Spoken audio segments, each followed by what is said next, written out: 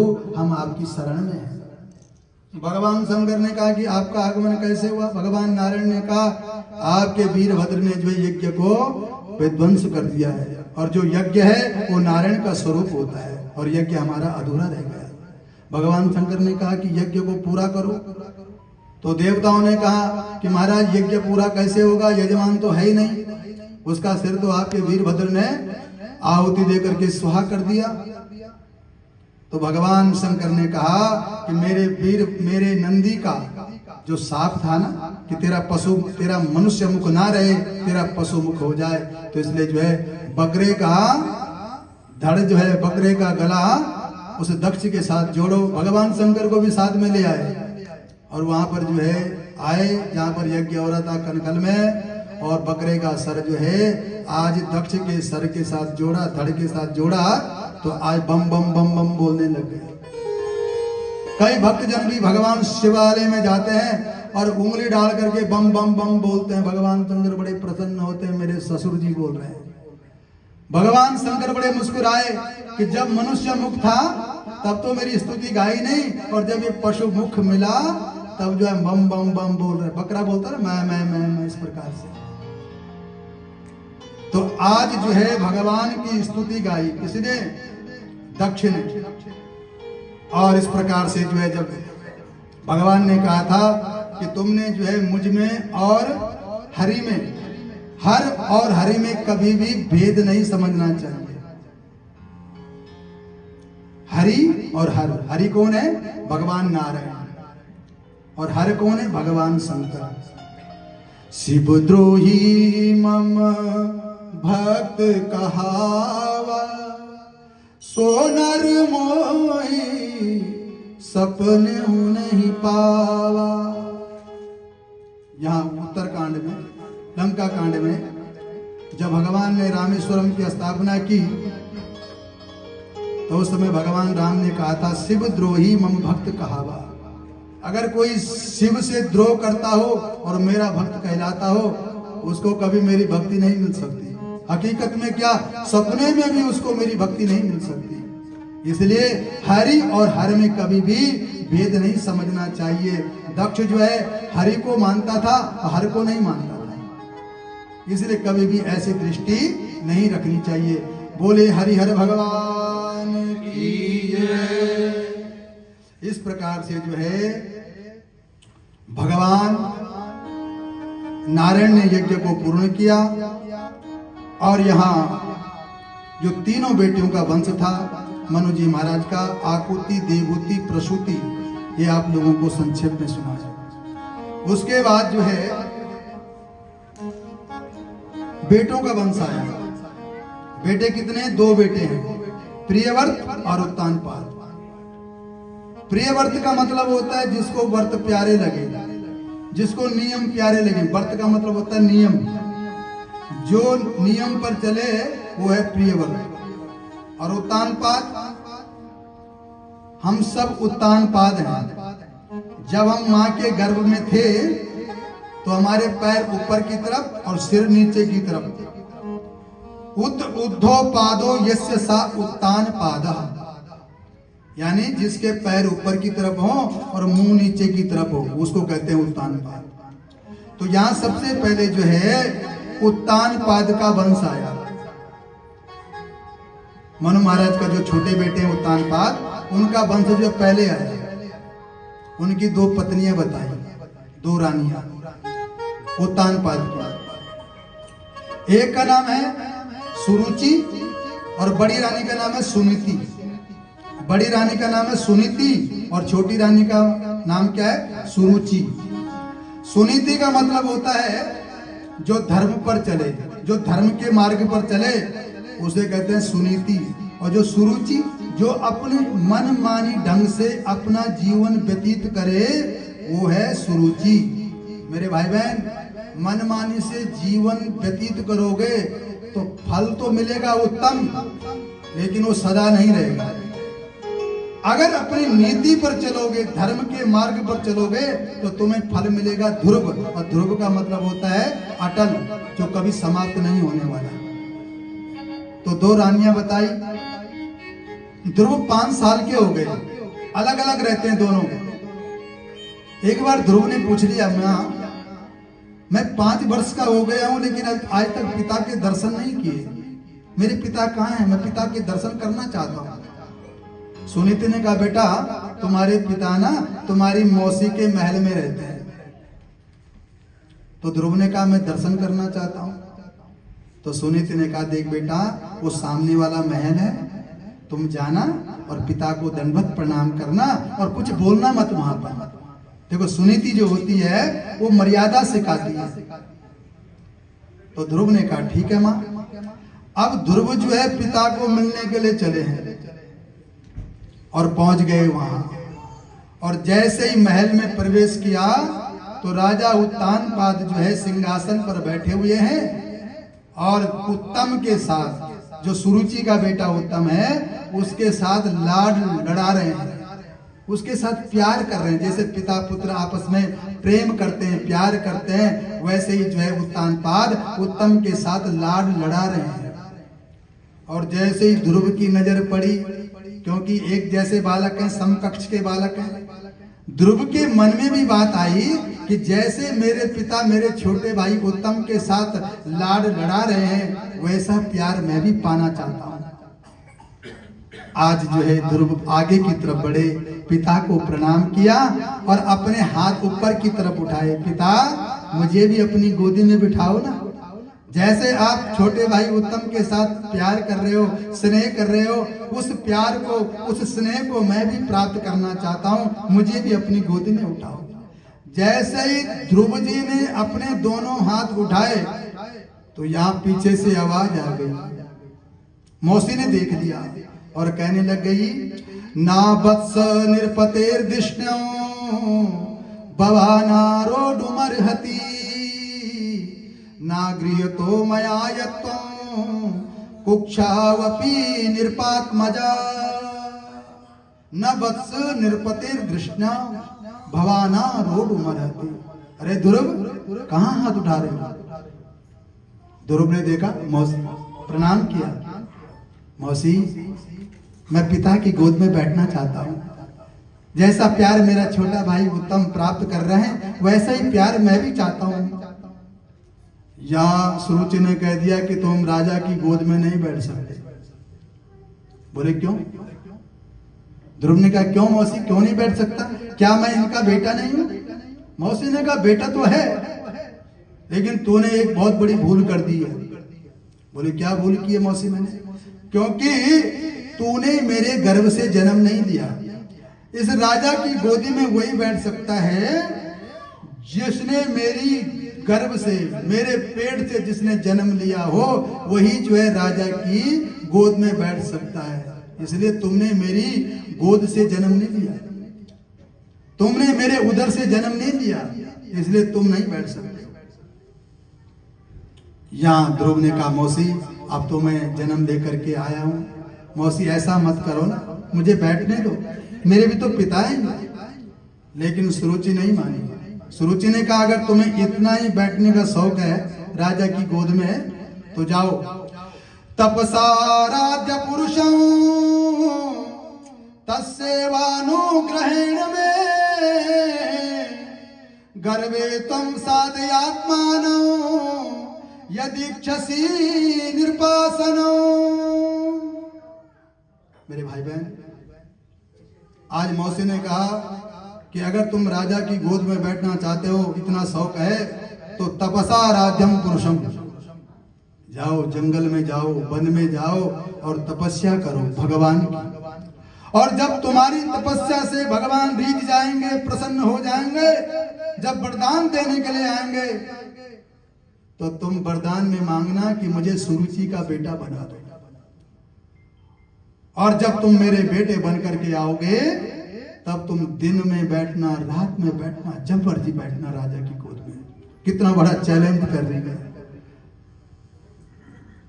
कितना बड़ा आदेश दे रही है कि ध्रुव तुम पहले तपस्या करो, फिर भगवान तुम्हारी तपस्या से रीझेंगे, प्रसन्न होंगे, फिर तुम्हें वरदान देने के लिए आएंगे, फिर तुम ये बोलना कि मुझे सुरुचि का बेटा बना दो, फिर तुम्हें मरना पड़ेगा।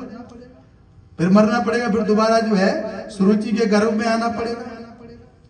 इतनी बड़ी बात कही, लेकिन ध्रुव जो है, ध्रुव ने बार बार याचना की, लेकिन सुरुचि नहीं मानी। पिता की तरफ देखा, लेकिन पिता भी कुछ नहीं बोला, क्योंकि उत्तानपाद जो है इंद्रियों का गुलाम था। उत्तानपाद ने सोचा कि कहीं मैं सुरुचि को कुछ बोल दूं तो कहीं ये नाराज ना हो जाए, इसलिए मौन। जो इंद्रियों के गुलाम होते हैं वो जो है इंद्रियों के वशीभूत हो जाते हैं, इसलिए डर गया उत्तानपाद। मेरे भाई बहन, ध्रुव बड़ा छटपटाया, थोड़ा गुस्सा आया। ऐसा गुस्सा आया जैसे कोई सर्प को, कोई सांप को कोई डंडे से छेड़ दे, और जैसे वो जो है छटपटाता है, क्रोधित होता है, वैसे ध्रुव को गुस्सा तो आया, लेकिन बोल नहीं पाया। पिता की तरफ देखा, लेकिन पिता ने भी आज आंखें नजरें फेर दी, कुछ नहीं बोले। आज रोते रोते ध्रुव अपनी माँ के पास आए। माँ, वो मौसी तो बहुत बेकार है, उल्टा सीधा शब्दों का प्रयोग किया। मेरे भाई बहन, जब ध्रुव ने आज मौसी के प्रति उल्टे सीधे वचनों का प्रयोग किया, तो सुनीति ने कहा, नहीं बेटा, तुम ये क्या कर रहे हो? मां मंगलम तात परेषु संस्था भुंक्ते जनो यात पर दुख तस्तत।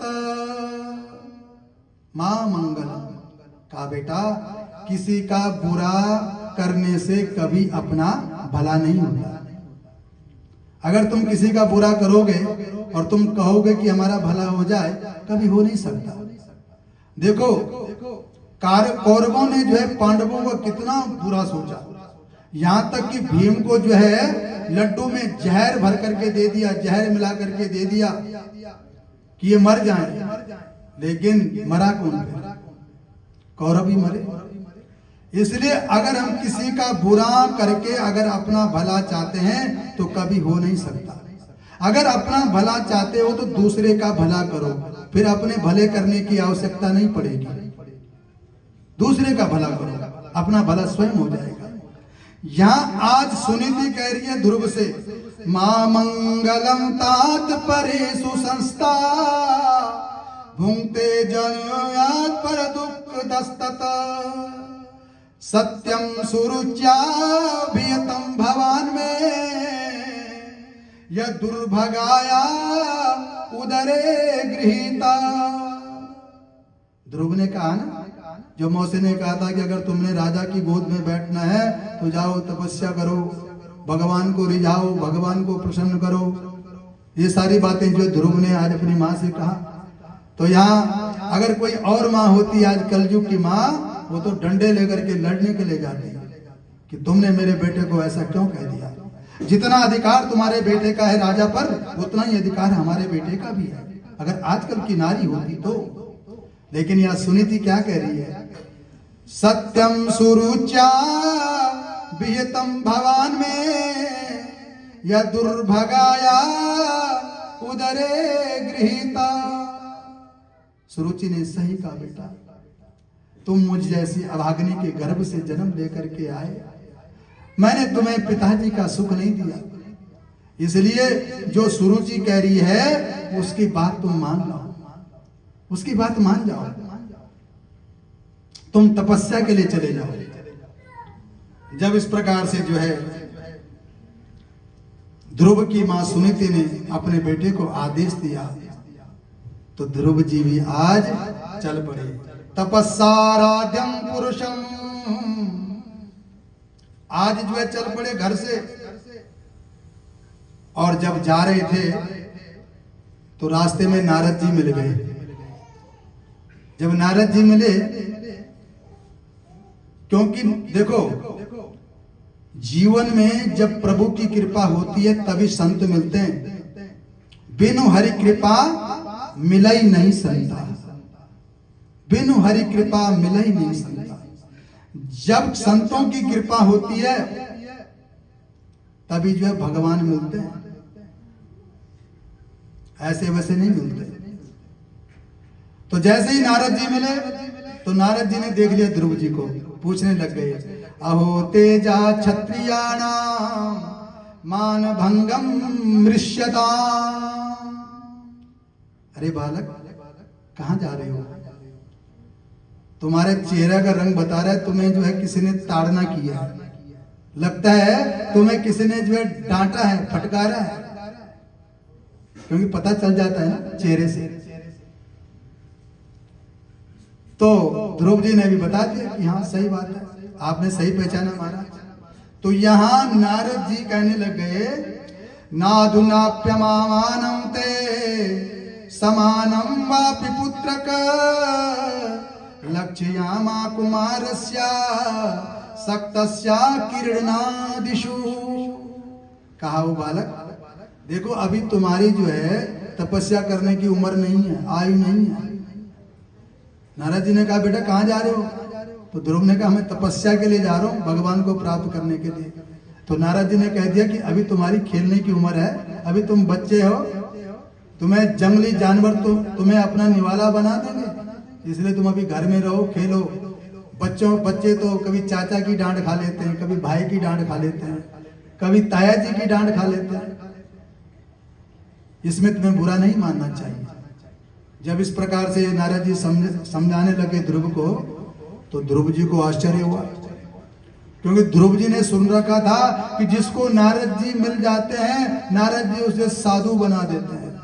दक्ष के सारे बेटों को जो है नारद जी ने साधु बना दिया था, और तभी दक्ष ने जो है नारद जी को श्राप दिया कि जा तू एक जगह पर स्थिर ना रहे। ये श्राप भी दक्ष ने ही दिया था। जितने बेटे जो है नारायण सरोवर में गए दक्ष के तपस्या के लिए, और जब उन्हें ज्ञान हो गया तो इतनी देर में नारद जी पहुंच जाते थे कि अरे दक्ष के बेटों क्या करोगे संसार के पचड़े में फंस करके, इसलिए तुम भगवान का सुमिरन करो, भगवान का चिंतन करो, इसी में जो है शांति है, इसी में आनंद है। तो दक्ष के बेटों को भी साधु बना दिया था। यहाँ ध्रुव जी को आश्चर्य हो रहा है कि मैंने नारद जी के बारे में सुना था कि नारद जी जिसको मिल जाए उसको जो है संत बना देते हैं। तो ध्रुव सोच में पड़ गए कि आज नारद जी कैसे बातें कर रहे हैं, मुझे संसार में धकेल रहे हैं, जिस संसार को मैं छोड़ करके आया हूं। ध्रुव जी ने कहा नहीं नारद जी, अब नहीं जाऊंगा, अब तो मैंने प्रण कर लिया, या भगवान को प्राप्त करके आऊंगा या अपने प्राणों की आहुति दे करके आऊंगा, अब मैं वापस नहीं जाऊंगा। मेरे भाई बहन, इस प्रकार से जो है आज जब नारद जी ने ध्रुव के अंदर इतनी अटल प्रतिज्ञा देखी, तो आज जो है नारद जी ने मंत्र दे दिया ध्रुव जी को, कहा बेटा तुम जो है इस मंत्र का जाप करना, द्वादशाक्षर मंत्र।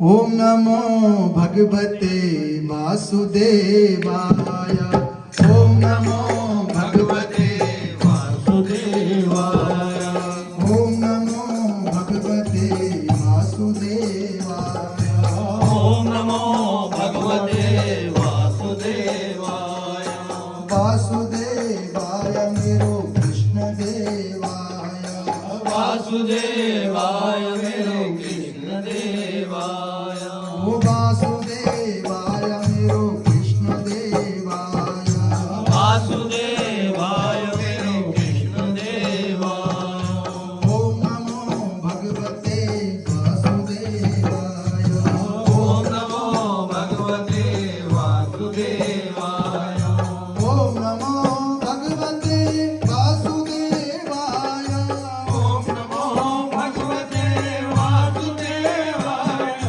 ओम नमो भगवते वासुदेवाय, ओम नमो भगवते वासुदेवाय, वासुदेवाय मेरो कृष्ण देवाय, वासुदेवाय मेरो कृष्ण देवाय, वासुदेवाय मेरो कृष्ण देवाय। वासुदेवाय मेरो कृष्ण देवाय। आज नारद जी ने ध्रुव जी को द्वादशाक्षर मंत्र का उपदेश कर दिया, कहा बेटा तुम जो है मधुबन में जाओ, और वहां जो है जमुना के किनारे इस मंत्र का जाप करना और भगवान तुम्हें जल्दी से जल्दी दर्शन देंगे। इस प्रकार का उपदेश दे करके नारद जी चले गए और यहाँ ध्रुव जी आ गए। ततात गच्छ भद्रम ते यमुनायास्तटं शुचि पुण्यम मधुवनम यत्र सानिध्यम नित्यदा हरे। कहा बेटा तुम जो है मधुबन की तरफ जाओ, यमुना के किनारे, वहां पर जो है नित्य हरि निवास करते हैं और इस मंत्र का जाप करना। मेरे भाई बहन, यहाँ ध्रुव जी जो है जो गुरु ने बताया था उस मंत्र का जप करने लग गए। 3 दिन में एक बार फलाहार करते, 1 महीना व्यतीत हो गया। भागवत में लिखा हुआ है तिरात्रांते कपितवादिरासना, यानी 1 महीने में जो है उन्होंने केवल 3 दिन तक ही फलाहार लिया, बाकी दिन जो है वैसे रहे। फिर उसके बाद जो है अगले महीने उन्होंने क्या किया, वो फलाहार भी छोड़ दिया, थोड़े बहुत पत्ते ले लिए और पत्तों का ही सेवन किया और जब भगवान नहीं आए वो पत्ते भी छोड़ दिए। इस प्रकार से 5वें महीने में जो है ध्रुव ने केवल श्वास लेते थे, जल फल पत्ते सब छोड़ दिए, केवल श्वास लेते थे। और जब 5वें महीने की तपस्या में ध्रुव जी ने सब कुछ परित्याग कर दिया तो सभी देवताओं के श्वास रुकने लग गए। दौड़े दौड़े भगवान के पास गए कि प्रभु अभी तो प्रलय का समय बहुत दूर है लेकिन हमारे श्वास बंद क्यों हो रहे हैं। जब भगवान नारायण के पास देवता लोग गए तो भगवान ने कहा मां वेष्ट बालो तपसो दुरत्यया। कहा देवताओं मेरा एक छोटा सा बालक जो है तपस्या कर रहा है, इतनी कठोर तपस्या कर रहा है जिस तपस्या के फलीभूत जो है तुम्हारे श्वास रुक रहे हैं, इसलिए तुम घबराओ मत, तुम अपने अपने धाम को जाओ, मैं अभी जाता हूं और उसको तपस्या से हटा देता हूं। भगवान ने देवताओं को सांत्वना दी और भगवान तुरंत जो है गरुड़मताम अपने गरुड़ पर बैठे और मधुबन में पहुंचे। और जब मधुबन में पहुंचे तो भगवान जो है जहां पर ध्रुव तपस्या कर रहे थे, भगवान को 5 मिनट हो गए खड़े हुए, लेकिन ध्रुव ने जो है आंखें नहीं खोली। क्यों नहीं खोली? क्योंकि नारद जी ने पहली आकृति बता दी थी, जो भगवान की आकृति है, जो भगवान की छवि है, उस छवि के दर्शन जो है नारद जी ने पहले ही ध्रुव को करा दी कि वो जो है मोर मुकुट धारण करते हैं, चतुर्भुज हैं, शंख चक्र गदा पद्म धारण करते हैं। इस प्रकार की जो है उनकी आकृति बताई थी और नित्य निरंतर जो है ध्रुव अपने हृदय में भगवान के दर्शन कर रहे थे। जब भगवान नारायण को इतनी देर हो गई, सोचने लग गए कमाल हो गया, अभी तो इसने आंखें नहीं खोली। तो भगवान ने ध्यान लगाया, ये तो नित्य निरंतर जो है मेरी छवि के दर्शन कर रहा है, मैं यहाँ 100 वर्ष तक भी खड़ा रहूंगा तो ध्रुव आंखें खोलने वाला नहीं है। तो आज भगवान ने उसी समय वो जो छवि के वो दर्शन कर रहा था, वो छवि को हटा दिया।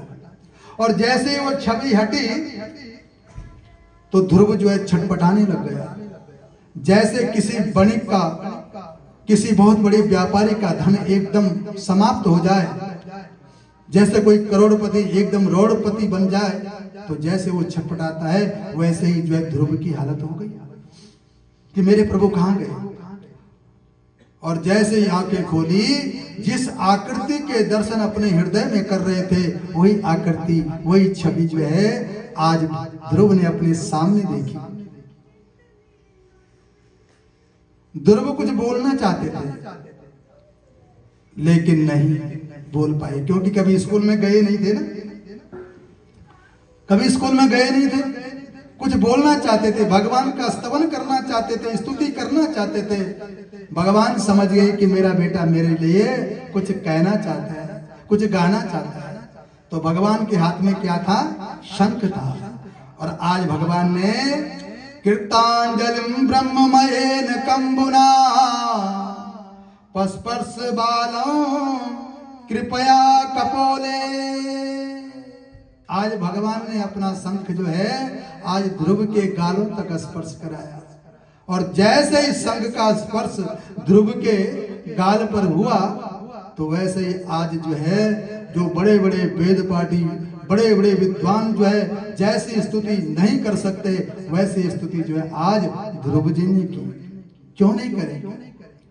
जा पर कृपा राम की होई ता पर कृपा करे सब कोई। जा पर कृपा राम की होई ता पर कृपा करे सब कोई। आज ध्रुव पर जो है भगवान की कृपा हुई। मेरे भाई बहन, अगर भगवान की कृपा हो जाए तो मूकम करोति वाचालम पंगुम लंघयते गिरिम यद कृपा परमानंदम। यानी मूकम करोति वाचालम पंगुम लंघयते गिरिम। अगर भगवान की कृपा, जिसको वाणी यानी गूंगा बोलते हैं जिसको, अगर उस पर कृपा हो जाए मूकम करोति वाचालम, तो गूंगा जो है बोलने लग जाता है। लंगड़ा जो है हिमालय को जो है पार कर जाता है। अगर भगवान की कृपा हो जाए तो लंगड़ा जो है बड़े बड़े पर्वतों को जो है लांग लेता है। तो आज ध्रुव को जैसे ही शंख के द्वारा स्पर्श किया तो आज ध्रुव के मुखार बिंद से जो है बहुत बड़ी वेद स्तुति का गान किया। ध्रुव जो है आज भगवान की स्तुति करने लगा। ध्रुव जी कहने लगे यो अन्तः प्रविश्य मम वाचमिमां प्रसुप्तां संजीवयत्य किल शक्तिधरा स्वधाम्ना अन्यास हस्तचरणा श्रवणत्वगादीन् प्राणान् नमो भगवते पुरुषाय तुभ्यम्। यो अन्तः प्रविश्य मम वाचमिमां प्रसुप्तां। ध्रुव जी कह रहे हैं कि प्रभु मैं समझ गया हूं, मैं तो एक गूंगे की भांति आपके सामने खड़ा था। यो अन्तः प्रविश्य मम वाचमिमां प्रसुप्तां संजीवयत् अखिल शक्तिधरा स्वधाम्ना अन्यास्त हस्तचरण श्रवणत्वगादीन् प्राणान् नमो भगवते पुरुषाय तुभ्यम्। प्रभु मैं समझ गया हूं, आप ही मेरे अंदर, आपने ही प्रवेश किया मेरे अंतःकरण में। मेरी सोई हुई इंद्रियों को आपने ही चेतन किया, आपने ही जो इनको जगाया। नहीं तो मेरी क्या सामर्थ्य, मैं कुछ बोल सकता हूं आपके सामने? ये सब जो है आपने ही मेरे सोई हुई इंद्रियों को जगाया, आपने ही जो है मेरी इंद्रियों को प्रकाश दिया। हे प्रभु मैं आपको प्रणाम करता हूं। प्राणान् नमो भगवते पुरुषाय तुभ्यम्। भगवान ने कहा छोड़, कोई बात नहीं, हम तुम्हारा प्रणाम स्वीकार करते हैं, लेकिन तुम वरदान मांगो। जैसे ही ध्रुव ने भगवान के दर्शन किए ना, पहले तो कुछ और इच्छा थी, पिता की गोद में बैठना चाहते थे, लेकिन भगवान के दर्शन करने से जो है आज मन की वृत्ति बदल गई। जो मन की इच्छाएं थी वो बदल गई। मन में क्या थी? संसारिक इच्छा। लेकिन जैसे ही भगवान के दर्शन किए आज वो संसार की इच्छाएं सारी मर गई। वरदान मांगा ध्रुव जी ने, कहने लग गए प्रभु अगर आप मुझे वरदान देना चाहते हो तो मुझे ये वरदान दो। ध्यान से सुनो, ध्रुव जी ने कौन सा वरदान मांगा? कहा भक्तिं मुहुः प्रभतां त्वयि मे प्रसंगो भूयादनंत महता ममलासयाना एनां जसोल्बणमुरु व्यसनं भवाद्यं नेसे भवद गुण कथा मृतपान मत्ता। हे प्रभु अगर आप मुझे वरदान देना चाहते हो तो भक्ति मुहुः प्रभता, मुझे अपनी भक्ति दे दो, मुझे अपने चरणों की भक्ति दे दो महाराज, और मुझे कुछ नहीं चाहिए।